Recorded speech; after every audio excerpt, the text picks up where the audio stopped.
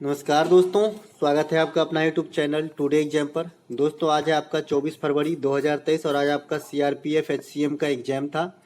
Third पाली की भी exam समाप्त हो गई है। सभी तीनों पाली में जीके जीएस और हिंदी के सेक्शन से जो भी प्रश्न पूछे गए सभी प्रश्नों को लेकर आ गया हूँ।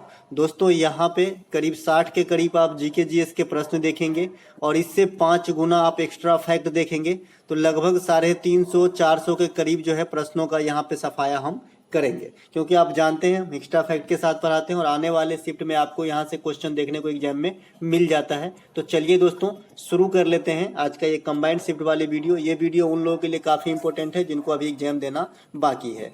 एक प्रश्न पूछा गया था, वर्नाक्यूलर एक्ट कब पारित किया गया था। देखिए वर्नाक्यूलर एक्ट जो है ये क्या था, तो ये आपका जो है स्थानीय भाषा में पत्रकारिता पे रोक लगाना था। स्थानीय भाषा में कोई भी पत्राचार या फिर कोई भी ऐसे मैगजीन वगैरह नहीं छपेंगे। ये इसलिए था क्योंकि अंग्रेजों को ये डर था कि यदि सभी देशवासी अगर पत्रिका वगैरह पढ़ के देश हित के भावना में उतर आए तो हमारा तो सुपड़ा साफ हो जाएगा।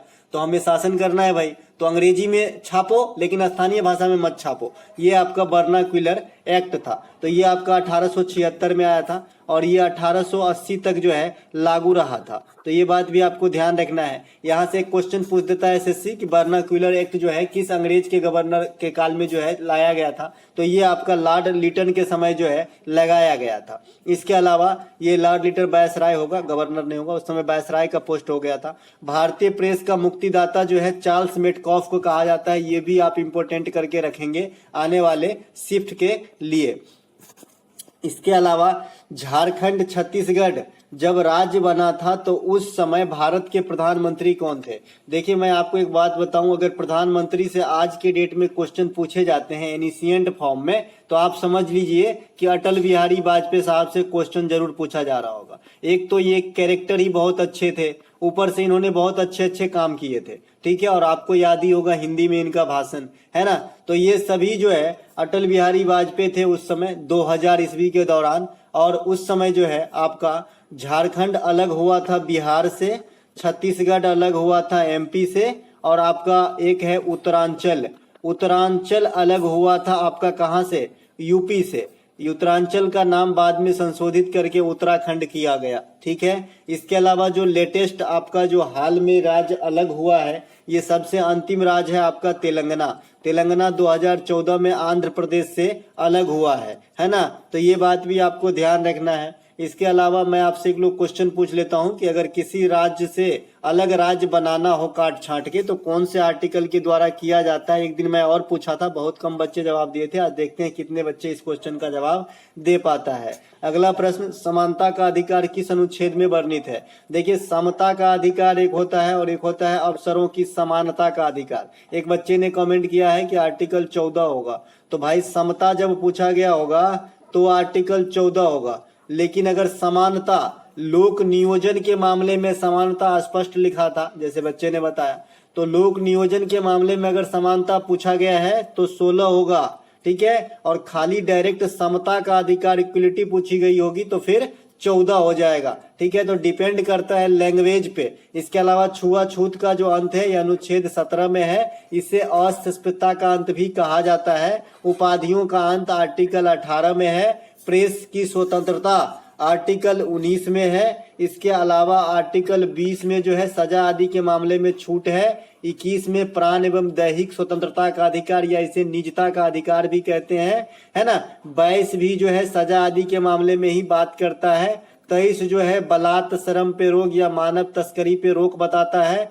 24 जो है बाल श्रम पे निषेध बताता है। 25 से लेकर 28 तक जो है धर्म की स्वतंत्रता होती है। 29 और 30 जो है अल्पसंख्यक हित होती है। और आर्टिकल 32 जो है संवैधानिक उपचारों के अधिकार से संबंधित है। आर्टिकल 32 को भीमराव अंबेडकर साहब ने संविधान का आत्मा कहा था। लेकिन साथ ही साथ आपको ये भी नहीं भूलना चाहिए कि अगर जनरल वे में संविधान का आत्मा पूछा जाता है तो उद्देश्य का होता है या फिर प्रस्तावना होता है या फिर प्रियम्बल होता है, ठीक है। तो ये बात भी आपको ध्यान रखना है। इसके अलावा आप जानते हैं कि हाई कोर्ट भी और सुप्रीम कोर्ट भी 5 प्रकार का रीट जारी करता है। तो वहीं हाई कोर्ट जहां आर्टिकल 226 के प्रयोग करके रीट जारी करता है, वहीं सुप्रीम कोर्ट 32 के प्रयोग करके रिट जारी करता है। कोई भी आम आदमी का जब मौलिक अधिकार में हनन होता है तो सुप्रीम कोर्ट तक जा सकता है, ऐसे इंडिया के कानून में लिखा गया है। तो ये आर्टिकल 32 इस प्रकार का पावर प्रदान करता है। इसके अलावा एक प्रश्न पूछा गया था कि सड़क दुर्घटना में जो रकम मिलती थी, जो देय रकम थी 25,000 रुपये, उसे बढ़ाकर अब कितना कर दिया गया है। देखिए, सड़क दुर्घटना में अगर किसी को चोट वगैरह लग गया, जख्मी हो गया और वो जगह डेथ हो जाता है तो 25,000 की रकम दी जाती थी। अब ये रकम जो है 1,00,000 रुपये बढ़ाकर कर दिया गया है। तो ये बात भी आपको ध्यान रखना है। साथ ही साथ आने वाले शिफ्ट के लिए प्रधानमंत्री किसान सम्मान निधि योजना, इसमें जो है आपको किसान को कितनी रकम मिलती है, जब ये क्वेश्चन ट्रेंड में आएगी तो बढ़िया से आएगी। ठीक है, तो ये क्वेश्चन में 2-2 हजार की 3 राशि जो है आपको दिया जाता है किसान को 4-4 महीने के अंतराल पे डायरेक्ट उसके बैंक अकाउंट में। ठीक है, ये केंद्र सरकार की योजना है, प्रधानमंत्री किसान सम्मान निधि योजना। इसके अलावा एक प्रश्न पूछा गया था कि नाव में धूल आना नहीं भाई, नाव में धूल उड़ाना, नाव में धूल उड़ाना मुहावरे का सही अर्थ क्या है? तो बेकार बदनाम करना, अच्छे आदमी पर कीचड़ उछालना, बेकार बदनाम करना और अंत में खुद को मुंह की खाना, इस प्रकार का पूरा अर्थ होता है इसका। ठीक है, ये एमटीएस में नहीं, जीडी में भी पूछा गया था। ठीक है, नाव में धूल आना। इसी प्रकार से एक जीडी में पूछा गया था कि मेढक को बुखार होना। तो मेढक को बुखार होना मतलब असंभव काम हो जाना, जो कभी ना होने वाला था ऐसा काम कुछ हो जाना। ठीक है, तो इसे बोलते हैं मेढक को बुखार आना। अब जैसे हमने कभी पढ़ा ही नहीं और डायरेक्ट हमारा जो है आईएएस की ज्वाइनिंग लेटर आ गया, तो ये हो गया जी मेढक को बुखार होना। ठीक है, इस प्रकार का। पानीपत की प्रथम लड़ाई जो है किस वंश के शासक को बाबर ने हराया था, इस प्रकार के प्रश्न आया था। देखिए, दिल्ली सल्तनत से क्वेश्चन सब दिन पूछे जा रहे हैं और मैं आपको दिल्ली सल्तनत पे एक एक बात बता दिया हूँ। ठीक है, तो दिल्ली सल्तनत से आपको कोई भी क्वेश्चन नहीं छूटेगा। मैं जितना बताता हूँ मौखिक रूप से, अगर इतना भी आप ध्यान रखते हैं तो 90% क्वेश्चन कवर कर लेंगे। हाँ, कुछ ईस्वी पूछ देता है पार्टिकुलर कि भाई इसकी ईस्वी कब से कब तक रही, तो आप एक बार देख लीजिएगा। आप लोग कहेंगे तो मैं इसका अलग से वीडियो ही बना दूंगा, लेकिन एक ही कमी है, आप लोग वीडियो बना देते हैं और पार्टिकुलर टॉपिक वाली, और आप लोग देखते नहीं, उसे लाइक शेयर नहीं करते। शेयर नहीं करेंगे तो दूसरे तक पहुंचेगा नहीं, क्योंकि आप ही लोग हमारा मीडिया हो भाई, प्रचार प्रसार की, है ना। तो यहाँ पे जो पानीपत की प्रथम लड़ाई हुई थी, ये बाबर और इब्राहिम लोदी के बीच में हुई थी। लोदी वंश को जो है हराया था कब? 1526 ईस्वी में। इब्राहिम लोदी जो है और बाबर जो है, इन्हीं के बाद जो है भारत में दिल्ली सल्तनत की समाप्ति होती है और मुगल वंश की स्थापना हो जाता है बाबर के द्वारा। तो अगर आपसे पूछे कि दिल्ली सल्तनत के प्रथम शासक और अंतिम शासक कौन हुए, तो प्रथम तो हो गए जी कुतुबुद्दीन ऐबक, गुलाम वंश के संस्थापक, और अंतिम हो गए जी इब्राहिम लोदी, है ना। तो ये दोनों बात ध्यान रखना है।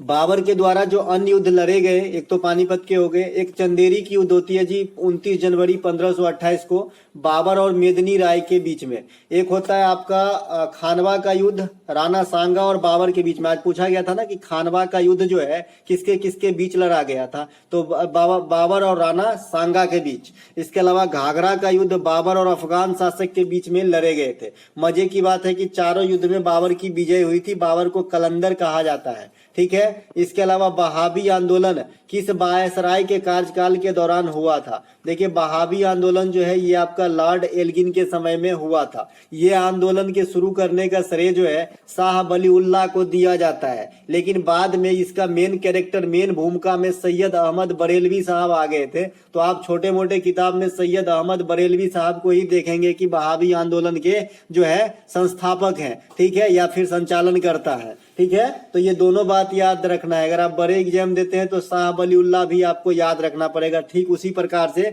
जैसे आजाद हिंद फौज में कई सारे जो है नेता इंक्लूड थे। अलीगढ़ आंदोलन के जनक जो है सर सैयद अहमद खान, ये भी जो है बहाबी आंदोलन से जुड़े रहे, जो बाद में अलीगढ़ आंदोलन के प्रमुख प्रणेता बने। ठीक है, इसके अलावा जो आपका भारत में हड़प्पा कालीन साइट धोलावीरा है, ये किस नंबर के सबसे बड़ा स्थल है? देखिए सबसे बड़ा स्थल जो है इंडिया के अंदर ये आपका राखीगढ़ी है। राखीगढ़ी कहाँ पर स्थित है? तो हरियाणा के अंदर स्थित है। ये भारत में सबसे बड़ा साइट है। दूसरा सबसे बड़ा साइट धोलावीरा है। धोलावीरा कहाँ पर स्थित है? तो ये आपका गुजरात में स्थित है। और ये ऐसा साइट है जहां पर शहरों की नक्काशी जो है 3 स्तर पे किया गया था। आप जानते हैं कि हड़प्पा सभ्यता जो है शहरी सभ्यता थी, आपसे डायरेक्ट पूछा जाता है। तो वहां पे जो सभी शहर थे एक्सेप्ट धोलावीरा, उसमें 2 स्तर पे शहरों की नक्काशी की गई थी, लेकिन धोलावीरा में त्रिस्तरीय शहरों की नक्काशी की गई थी। तो ये बात भी आपको ध्यान रखना है।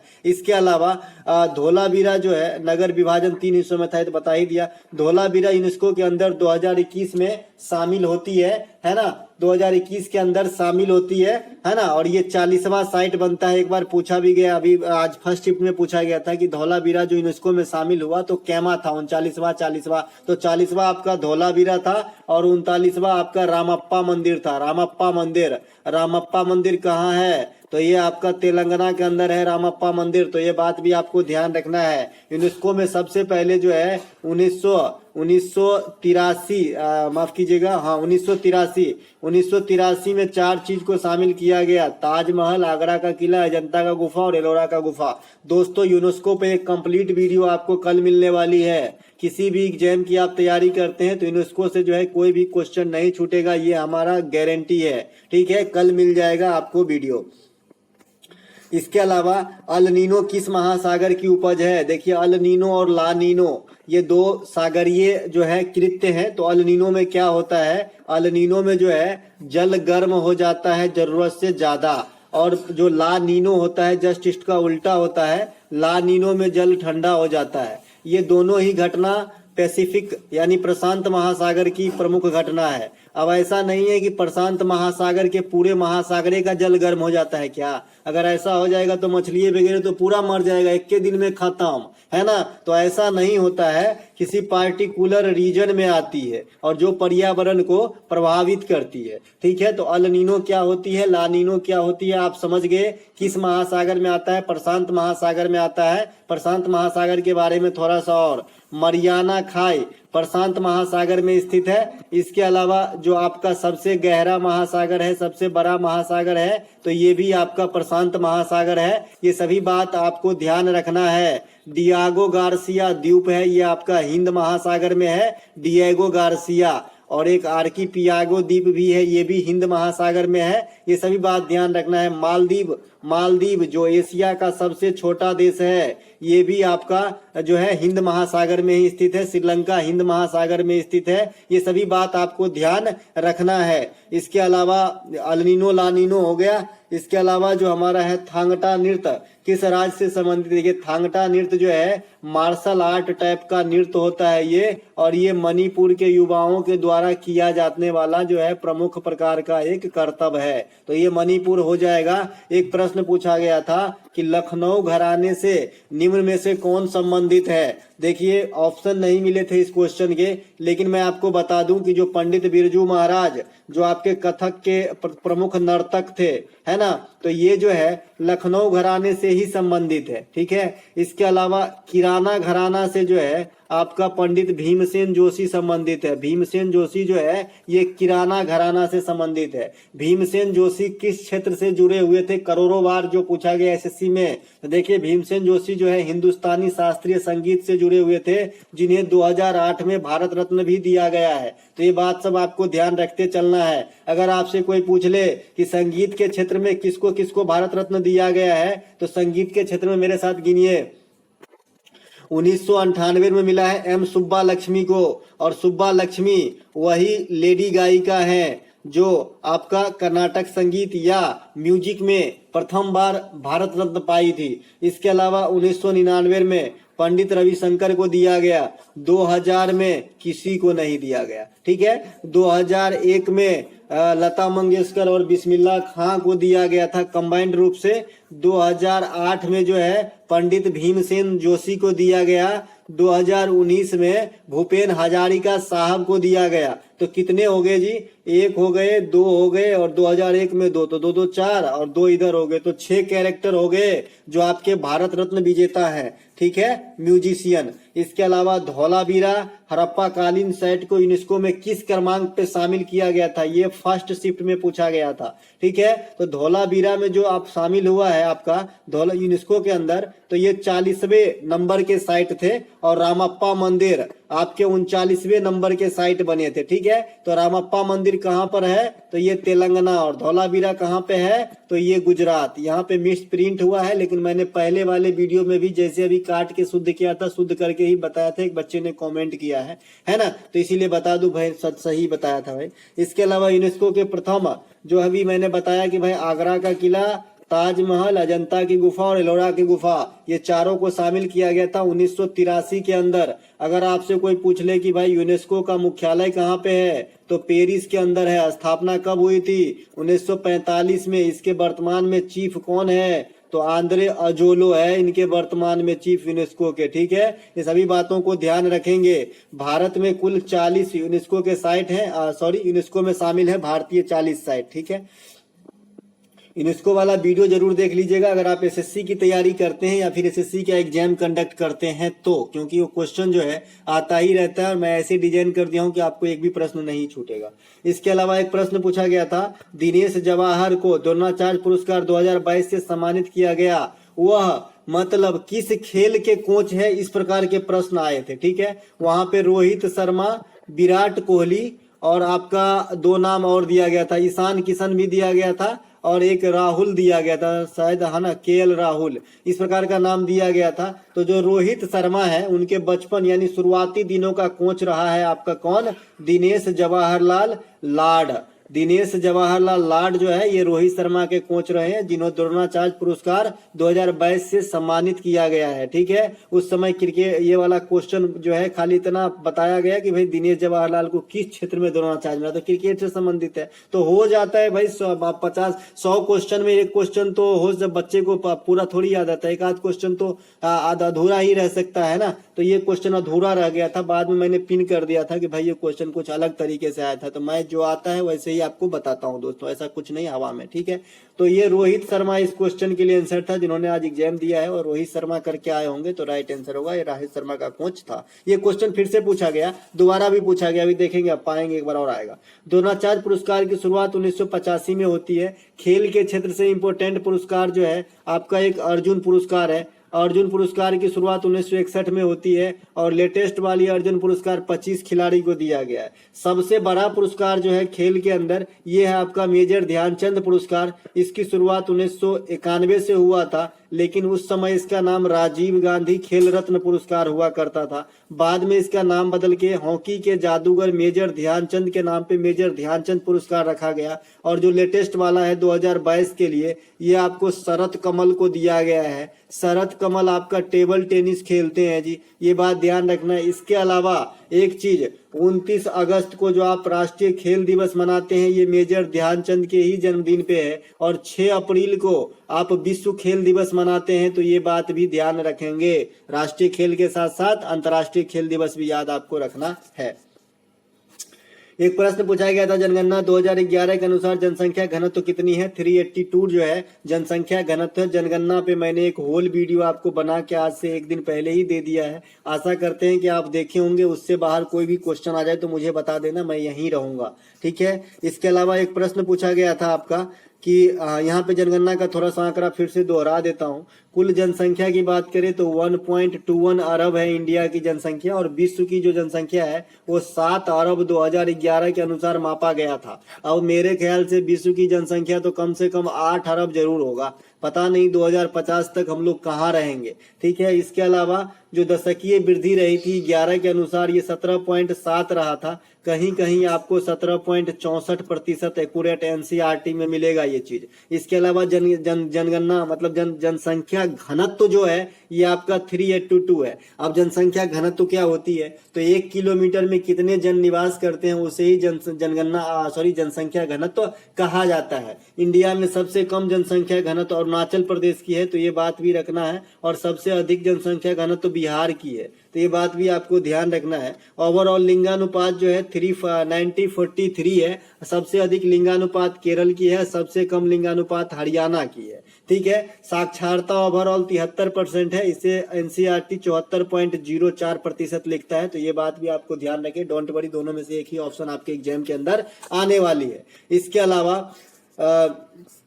अगला प्रश्न पूछा गया था कि मानव रक्तचाप जो है वो कितनी होती है। एक तो सिस्टोलिक होता है, एक डायस्टोलिक होता है ना। तो मानव रक्तचाप जो है ये आपका 120/80 होता है। आपको एग्जामिनर 80/120 करके दिया रहता है, इन दोनों में बहुत फर्क होती है। ठीक है। तो आपका राइट आंसर जो सिलेक्शन करना है ये आपका 120/80 है। ठीक है। रक्तचाप को स्फिग्नोमेनोमीटर से मापते हैं, है ना। तो ये बात भी आपको ध्यान रखना है। रक्त समूह के खोजकर्ता कौन है जी, तो कार्ल लैंड स्टीनर है। अब रक्त समूह को 1 मिनट में फरिया देते हैं, क्योंकि यहां से भी क्वेश्चन आती है। ठीक है। रक्त समूह 4 होते हैं आपका, ए बी और ओ होता है। ठीक है। देखिए ए में जो है आपका कौन सा एंटीबॉडी होगा, तो बी एंटीबॉडी होगा। मैं यहाँ पे एंटीबॉडी की बात कर रहा हूँ, ये पूरा समझ लीजिए 1 मिनट में। ठीक है। बी में आपका ए एंटीबॉडी होगा, ए बी में कोई एंटीबॉडी नहीं होगा, और ओ में दोनों एंटीबॉडी होगा। ठीक है। इसी प्रकार से एंटीजन की बात कर लेते हैं। एंटीजन, तो एंटीजन जो है ए में ए एंटीजन होता है, बी में बी एंटीजन होता है, और ए बी में दोनों एंटीजन होता है, और ओ में कोई एंटीजन नहीं होता है। ठीक है। तो इस प्रकार से हम यहां से डिसाइड करते हैं कि ए बी जो है सर्वग्राही है, किसी का भी ब्लड ले सकता है, क्योंकि इसमें कोई एंटीबॉडी होता ही नहीं है कि मिसमैच करेगा, है ना। तो किसी का भी दे दो, आराम से खुशी खुशी ले लेगा। ठीक है। इसके अलावा जो ओ है ये किसी को भी दे सकता है, लेकिन ओ में भी 2 कैडर होते हैं, ओ निगेटिव, ओ पॉजिटिव। तो जो ओ निगेटिव वाला है उसको यूनिवर्सल डोनर कहा जाता है, यानी ये पर्सन जो है किसी भी आदमी को जरूरत पड़ने पे ब्लड दे सकता है। ठीक है। आप समझ गए, है ना। इसके अलावा जो जैसे आपका मान लीजिए कि ए है, तो ए वाले को कौन कौन सा चलेगा, एक तो ओ निगेटिव चल जाएगी और एक फिर ए चल जाएगा। तो आप समझ गए, बी वाले को बी चल जाएगा, फिर ओ निगेटिव चल जाएगा, ए बी वाले को कोई भी दे दो चल जाएगा, है ना। तो इस प्रकार से ब्लड ग्रुप समझ गए आप। कौन खोजा था, कार्ल लैंड स्टीनर। रक्त परिसंचरण के खोज कौन किए थे, विलियम हार्वे। अब रक्त परिसंचरण क्या है, जिस प्रकार से आपके घर के ऊपर पानी की टंकी लगी रहती है, पूरे बाथरूम वगैरह में देखिए पानी वानी कितने फ्लश तेज से आते हैं। तो ये सब जो परिसंचरण की सिद्धांत है, अंदर में ब्लड सर्कुलेशन, ये किसने पता लगाया, तो ये विलियम हार्वे ने लगाया था। ठीक है। ये बात भी आपको ध्यान रखना है। ठीक है। इसके अलावा एक प्रश्न एसएससी और कर लेता है, जो मैं यहीं पे बता दूं कि सबसे पहले जो हृदय का प्रत्यारोपण किया था, हृदय का प्रत्यारोपण किया था वो कौन थे, तो क्रिश्चियन बोनार्ड थे। क्रिश्चियन बोनार्ड ये साउथ अफ्रीकन जो है डॉक्टर है, और इन्होंने सबसे पहले हृदय प्रत्यारोपण किए थे। तो ये बात भी आपको ध्यान रखना है, एसएससी का लाडला क्वेश्चन है ये। इसके अलावा लॉर्ड मेयो की हत्या कहां पर हुई थी, क्वेश्चन पूछा गया था। तो ये आपका 1872 में हुआ था। लॉर्ड मेयो की हत्या अंडमान के अंदर पोर्ट ब्लेयर में, अंडमान की राजधानी भी पोर्ट ब्लेयर है। ठीक है। और 1872 में ही हुआ था, और उसी साल जनगणना शुरू होती है इंडिया के अंदर, 1872 में ही। ठीक है। ठीक है। ये बात भी आपको ध्यान रखना है। हालांकि लगातार जनगणना जो है आपका 1881 से होता है ना, रिपन के समय से। ठीक है। लेकिन जनगणना जो शुरुआत हुआ था वो 1872 में ही हुआ था, और इनकी हत्या जो है शेर अली नामक व्यक्ति ने किया था। इसके अलावा एक प्रश्न पूछा गया था, इसके अलावा जो अगला प्रश्न पूछा गया कि आरबीआई की स्थापना किस आयोग के द्वारा हुआ है। देखिए आरबीआई इंपोर्टेंसी रखती है इंडिया के अंदर, बिकॉज केंद्रीय बैंक है, इसे कई उपनाम भी है, जैसे बैंकों का बैंक है, अंतिम ऋणदाता बैंक है, ये सब आरबीआई को कहा जाता है। ठीक है। तो आरबीआई की जो स्थापना हुई थी ये आपका हिल्टन यंग आयोग के सिफारिश पे हुई थी। ठीक है। इसके अलावा आरबीआई की स्थापना जो है 1935 में हुई थी, और राष्ट्रीयकरण 1949 में हुई थी। ये खाली 49 लिखा है, कोई बात नहीं, 1949 कर लीजिए। इसके अलावा आरबीआई जो है भारत का केंद्रीय बैंक है, इसे बैंकों का बैंक, अंतिम ऋणदाता बैंक कहा जाता है। इनके प्रमुख कृत्यों में जो है मौद्रिक नीति बनाना, नोट छापना, बैंक दर जारी करना, इसके अलावा रेपो रेट जारी करना, रिवर्स रेपो रेट जारी करना, सीआरआर तय करना, सीएलआर तय करना, ये सब आरबीआई के प्रमुख कार्य है। इसके अलावा जो बंधक पत्र वगैरह, सोना बुलियन वगैरह होता है, बॉन्ड वगैरह, जो विदेशी मुद्रा ऐसे समझिए प्रतिनिधि वगैरह जो होता है, उनको स्टोर यही करते हैं। ठीक है, शेयर बाजार एक अलग चीज है जी, उसकी जो देखरेख है वो आपका सेबी करता है, अगर आपको शेयर बाजार मन में आ रहा होगा तो, है ना। आरबीआई की जो वर्तमान गवर्नर है ये आपके शक्तिकांत दास हैं, जो 25वें गवर्नर हैं। ठीक है, इसके पहले जो है उर्जित आर पटेल जो है आरबीआई के गवर्नर बने थे। जैसा कि आप जानते हैं आरबीआई के प्रथम गवर्नर जो है जी ये ओसबर्न स्मिथ है। ओसबर्न स्मिथ जो है, स्मिथ कहिए, तो ये आरबीआई के प्रथम गवर्नर थे, अंग्रेज थे, क्योंकि उस समय जो है बड़े बड़े पोस्ट पे खाली अंग्रेजी बाबू ही बैठते थे। इसके अलावा प्रथम भारतीय गवर्नर जो बना था वो सीडी देशमुख साहब बने थे, तो ये बात भी आपको ध्यान रखना है। इसके अलावा आरबीआई का मुख्यालय मुंबई के अंदर है। इसके कई टकसाल है, मिंट जैसे सालबोनी में है, मुंबई में है ना, नोट छापने की कई जगह मशीन है, जैसे नासिक में है, देवास में है ना। ये सब बात ध्यान रखेंगे। आरबीआई को अंतिम ऋणदाता बैंक भी कहा जाता है। एक क्वेश्चन एसएससी पूछा गया था एसएससी में कि बैंक दर से क्या तात्पर्य है। इतना सिंपल सा लग रहा है, लेकिन गलत करके बच्चे आ जाते हैं। ऐसा नहीं कि हम जो लोन लेते हैं बैंक से वो है बैंक दर, नहीं, वो तो सिर्फ हमारे लिए है। लेकिन इंडिया स्तर पे अगर बैंक दर पूछा जाए, वह दर है जिस दर पे रिजर्व बैंक से अन्य कॉमर्शियल बैंक लोन लेता है, उसे बैंक दर कहा जाता है। ठीक है, चलते हैं आगे। इसके अलावा खानवा का युद्ध किसके किसके मध्य हुआ था, तो ये आपका राणा सांगा और बाबर के मध्य 1527 में बाबर विजय रहा था। इन सब युद्ध की बात मैंने अभी अभी कर लिया था, बाबर के बारे में विशेष समझा दिया था। चलते हैं आगे। धार्मिक स्वतंत्रता से संबंधित आर्टिकल पूछा गया था, तो 25 से लेकर 28 तक है। अनुच्छेद 16 जो है अवसरों की समानता है। अनुच्छेद 14 जो है समता का अधिकार है। 19 प्रेस की स्वतंत्रता, 23-24 शोषण के विरुद्ध अधिकार, 21 निजता का अधिकार, अभी लिख के सब बता ही दिया था। देखिए क्वेश्चन रिपीटेशन तो होती है और बहुत सारे एक्स्ट्रा फैक्ट से हूबहू छप जाते हैं। 2022 में हिमाचल प्रदेश में चुनाव में कांग्रेस को कितना सीट मिला था, तो देखिए सबसे पहले तो कितने सीट पे चुनाव हुए थे, तो 68 सीट पे। इसमें 40, 25 और 3 इस क्रमांक में रिजल्ट आया था जी। ठीक है, तो 40 जो है इंडियन नेशनल कांग्रेस, 25 जो है आपको बीजेपी को मिला था, यहाँ पे निराशा मिली बीजेपी को, और 3 जो है अन्य दल को मिले थे। ठीक है, तो यहाँ पे आपका राइट आंसर 40 था और टोटल सीट 68 पे हुआ था, है ना। मुख्यमंत्री कौन बने हैं, सुखविंदर सिंह सुक्खू। ये सुखविंदर सिंह नहीं जो गायक हैं, ये दूसरे सुखविंदर सिंह है। वित्त वर्ष 2023-24 के लिए जीडीपी कितनी है, देखिए मैं इसमें बताया था कि मुझे ऑप्शन पता नहीं है, क्योंकि जीडीपी जो है अलग अलग संस्था आपका अलग अलग अनुमान लगाता है ना। तो ये मैं इसमें अभी मैं 100% वोट नहीं डालूंगा। आप लोग मुझे बताइएगा कि इसमें ऑप्शन क्या दिया गया था और किस संस्था के अकॉर्डिंग पूछा गया था। ठीक है, एक प्रश्न पूछा गया था कि जनवरी 2023 में कोयले के उपयोग पर कहां पाबंदी लगा दिया गया है, तो देखिए 2000 जनवरी 23 में दिल्ली के एनसीआर क्षेत्र में, क्योंकि वहां पे प्रदूषण की इतनी बड़ा मसला हो गया है कि आपको जो है कोयले से चलने वाली जो भी कल कारखाने वगैरह में कोयला का यूटिलाइज होता है उसको बंद कर दिया गया है। ठीक है, ताकि प्रदूषण रोका जा सके। इसके अलावा सत्यशोधक समाज की संस्था स्थापना कब हुई थी, तो 1873 में ज्योतिबा फुले, महाराष्ट्र अंड पुणे के अंदर। ज्योतिबा फुले सत्यशोधक समाज के जो है लीडर है। ठीक है, इसके अलावा ब्रह्मा समाज के संस्थापक राजा राम मोहन राय 1828 में कोलकाता के अंदर करते हैं। राजा राम मोहन राय को आधुनिक भारत का जनक कहा जाता है, आधुनिक भारत का अग्रदूत कहा जाता है। और अगर आपको याद हो सती प्रथा का अंत कब हुआ था, 1829 ईस्वी में। किसके समय, लॉर्ड विलियम बेंटिक के समय। तो उस समय राजा राम मोहन राय के प्रयास से ही हुआ था। ठीक है, आत्मीय सभा से भी जुड़ा रहा राजा राम मोहन राय 1815 ईस्वी में, ये बात भी आपको ध्यान रखना है। इसी फॉर्म में एक आर्य समाज के संस्थापक है आपका दयानंद सरस्वती। ये आपका 1875 में बॉम्बे के अंदर, उस समय मुंबई नहीं था, बॉम्बे के अंदर जो है आर्य समाज की स्थापना किए थे, है ना। वेदों की ओर लौटो का नारा दिए थे, सत्यार्थ प्रकाश पुस्तक का जो है राइटिंग किए थे। तो ये सभी बात आपको ध्यान रखना है आर्य समाज के बारे में, है ना। इसके अलावा देव समाज के संस्थापक आपका शिव नारायण अग्निहोत्री साहब है, 1887 में होती है। वेद समाज के संस्थापक श्री धरालू नायडू और केशव चंद्र सेन सम्मिलित रूप से है, 1864 में मद्रास के अंदर होती है। ठीक है, इसके अलावा एक प्रश्न यहाँ पे पूछा गया, निम्नलिखित में से किस क्रिकेटर के कोच को 2022 में द्रोणाचार्य पुरस्कार से सम्मानित किया गया? ये क्वेश्चन रिपीट किया गया तो रोहित शर्मा हो जाएगा। रोहित शर्मा के कोच दिनेश जवाहरलाल। एक बार तो पूछा गया कि दिनेश जवाहरलाल किसके कोच है जिसे द्रोणाचार्य मिला, एक बार पूछा गया किस खिलाड़ी के कोच है जिसे द्रोणाचार्य मिला, तो दोनों ही क्वेश्चन सेम थे, बस लैंग्वेज घुमाया गया था। मोहिनीअट्टम कहाँ का नृत्य है जी? तो ये आपका केरल का नृत्य है। मोहिनीअट्टम और कथकली ये दोनों ही शास्त्रीय नृत्य केरल से बिलोंग करते हैं। इसके अलावा भरतनाट्यम तमिलनाडु, कथकली जो है केरल, कुचिपुड़ी आंध्र प्रदेश, मोहिनीअट्टम केरल, माफ कीजिएगा थोड़ा सा गड़बड़ा गया, मोहिनीअट्टम तमिलनाडु नहीं जी, केरल है ना।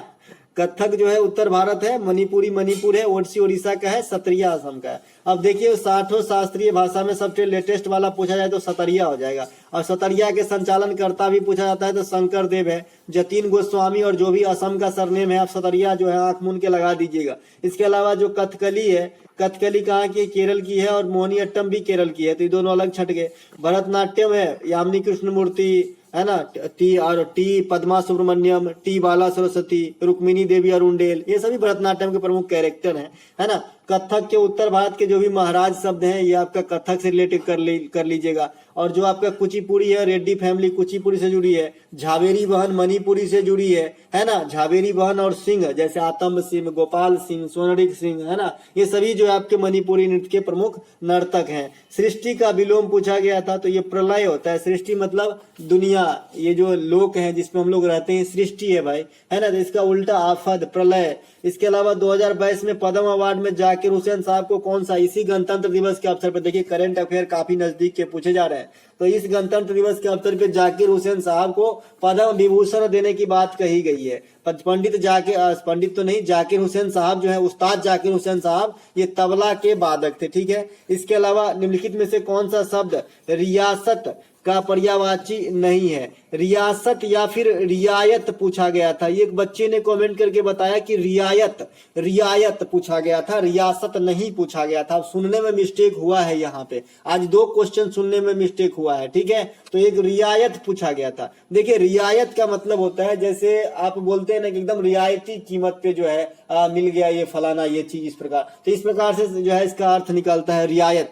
वाजिब बोल सकते हो, है ना। और भी होते होंगे, आप जानते हैं मेरा थोड़ा हिंदी जो है ना, कमजोर है दोस्तों, जो है सो है, उसमें क्या है ना।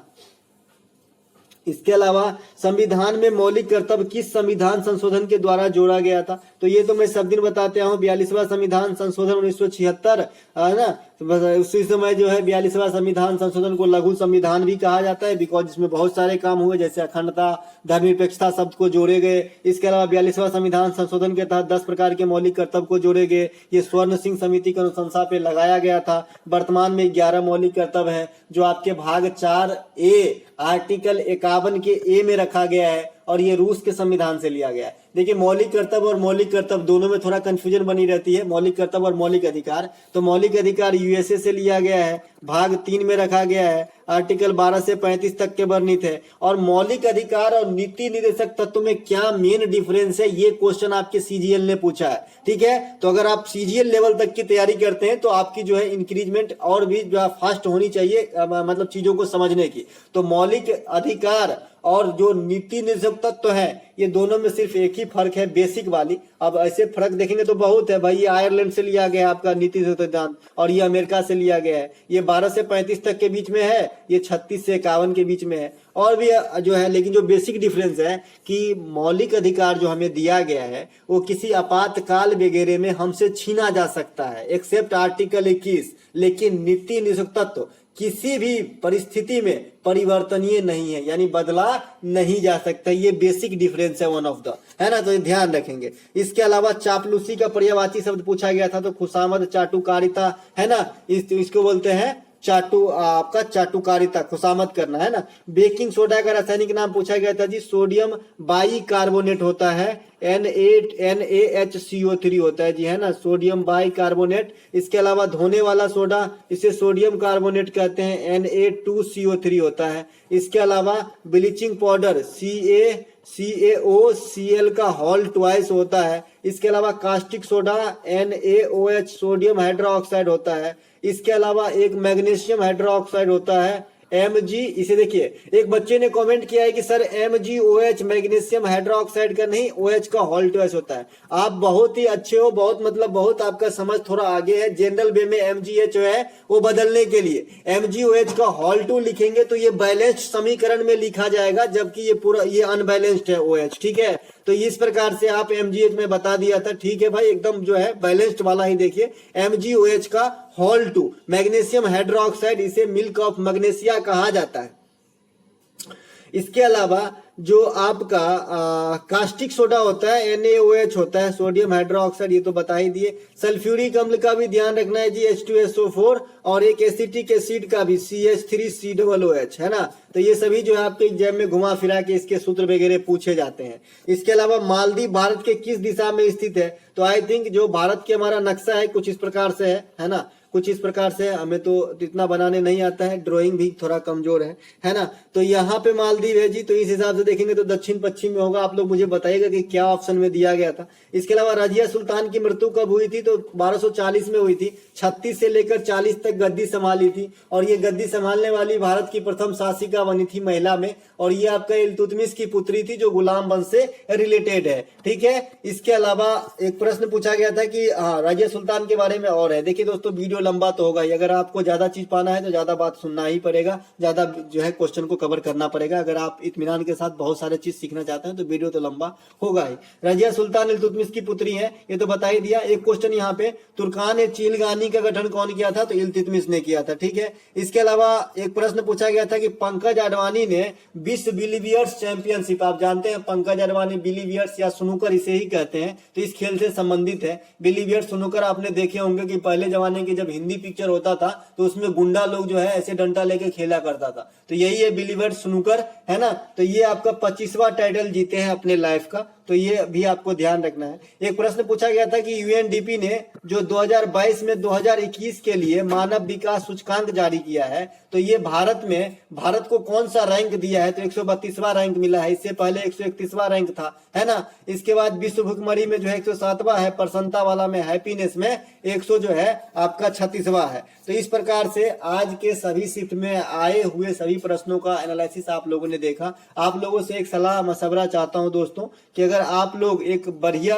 एक्स्ट्रा फैक्ट के साथ रंगीन PDF अगर आप हमसे चाहते हैं तो मैं आप लोगों से 9 रुपया कॉस्ट लेने को सोच रहा हूं, लेकिन पहले आप लोगों से सलाह मांग रहा हूं कि ये सही रहेगा या फिर आप फ्री में जो ले रहे हैं वही सही रहेगा। आप जैसा कहेंगे वैसा ही मैं करूंगा, मुझे पैसे की बात नहीं है। मैं सिर्फ ये चाहता हूं कि देखिए टेलीग्राम पे कितने सदस्य हैं आप लोग, 2200 के करीब है, लेकिन मैं PDF भेजता हूं तो कितने आदमी पढ़ते हैं उसमें से? तो 200-250 आदमी। और जब एग्जाम में क्वेश्चन छपती है तब पता चलता है अरे ये तो PDF में था, तब पछतावा होता है। तो एग्जाम देने से पहले कोई इतनी वैल्यू नहीं देते हैं मतलब इस चीज का, और वीडियो भी तो पूरा नहीं देखते हैं। अगर वीडियो देखते तो वीडियो का यही हाल नहीं रहता, लाइक वगैरह तो बिल्कुल नहीं रहता है ना। तो दोस्तों मैं आपको बता दूं कि ये 9 रुपये पे करके आप PDF लेंगे या फिर फ्री में लेंगे, बस आप लोगों का राय चाहता हूं। वैसे तो मैं फ्री में दे ही रहा हूं, है ना। अगर मुझे नहीं देना होता तो मैं आपको क्यों देता, बस राय चाह रहा हूं कि 9 रुपया सही रहेगा क्या, क्योंकि कुछ सब्सक्रिप्शन वगैरह लेने पड़ते हैं तो ये मेंटेनेंस के खर्च वगैरह है, ये भी ऊपर हो जाओ, मैं इतना सोच रहा हूँ। बहुत सारे लोग आपको PDF बहुत हाई रकम में बेचे, मैं आपका बोलोगे तो मैं इसको और भी कम कर सकता हूँ, लेकिन दक्षिणा के रूप में अगर चाहिए तो सही लगे तो, नहीं लगे तो कोई बात नहीं, ठीक है। मिलेंगे एक नए वीडियो में, तब तक के लिए जय हिंद।